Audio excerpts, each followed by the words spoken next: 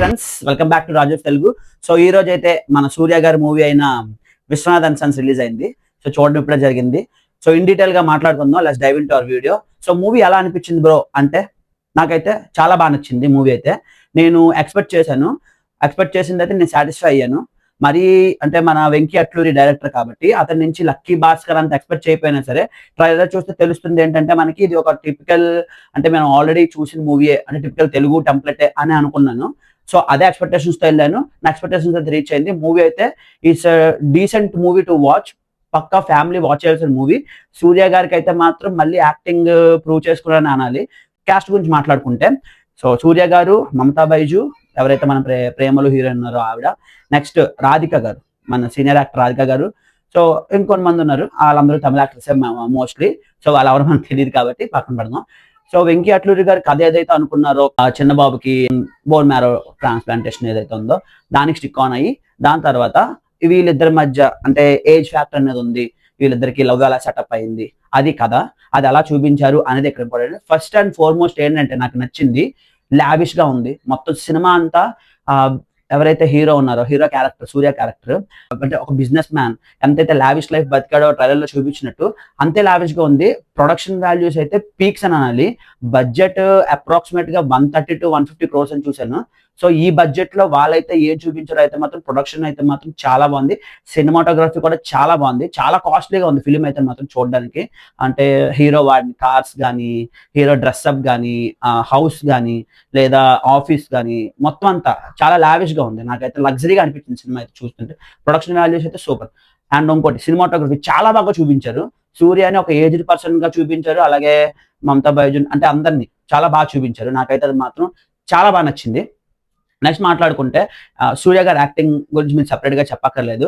అతను national award winning performance ఇస్తారు.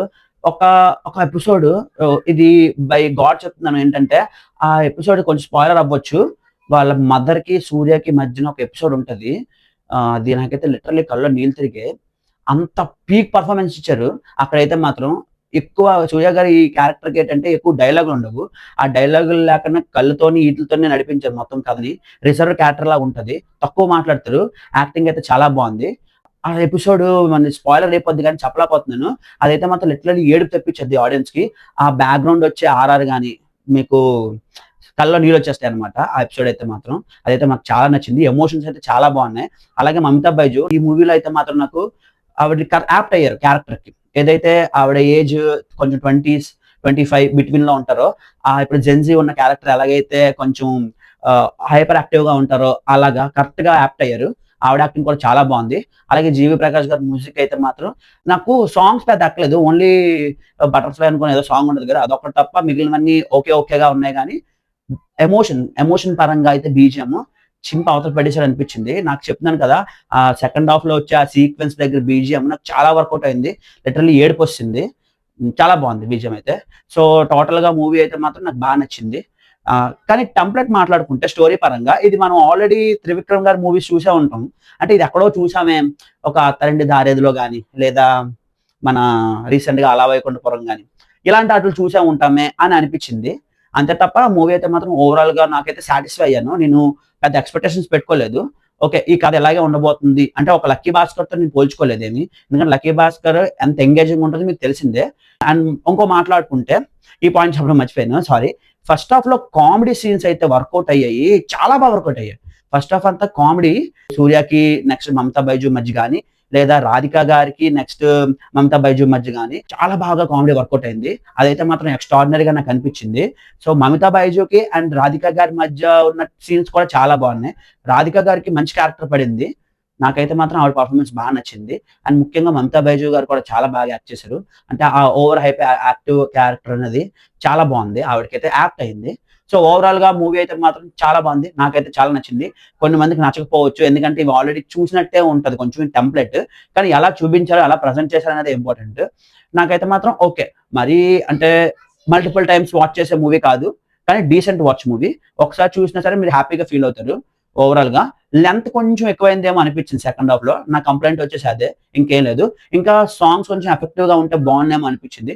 Dialogues కూడా మనకి ఏదో తమిళ నుంచి తెలుగు డబ్ చేశారు అనేనట్టు లేకుండా ప్రాపర్ తెలుగు మూవీ డైలాగ్స్ పడినట్టే పడ్డాయి. కొన్ని డైలాగ్స్ పేర్లే కూడా పర్ఫార్మెన్స్ సూర్య పీక్స్.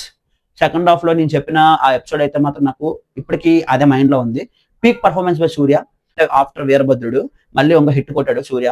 ఇదైతే మాత్రం కలెక్షన్స్ ఎక్కడికి వెళ్తే తెలియదు కానీ సూర్యకు ఒక మంచి ఫ్యామిలీ డీసెంట్ మూవీ పడింది అని అనాలి. సో వీళ్ళిద్దరి మధ్య కెమిస్ట్రీ కూడా చాలా బాగుంది. So that's it for the video guys. ఇది నా యొక్క Vishwanath and sons movie review and నా ఒపీనియన్ ఇది. అండ్ ఇలాంటి వీడియోస్ కోసం మన ఛానల్ సబ్స్క్రైబ్ చేసుకోండి. సో ఈ వీడియో కనుక మీకు నచ్చినట్లయితే లైక్, షేర్, సబ్స్క్రైబ్ చేసుకోండి. అలాగే మీ ఒపీనియన్ కూడా కామెంట్ లో తెలపండి ఎలా ఉంది అని మూవీది ఒకవేళ మీరు చూసుంటే. So stay tune to Rajos Telugu for more updates. Thank you. మళ్ళా అడుగుతున్నా, నేను సిగ్గు లేకుండా అడుగుతున్నా, నేను దయచేసి సబ్స్క్రైబ్ చేయండి. నా ఆవేదన అర్థం చేసుకోండి.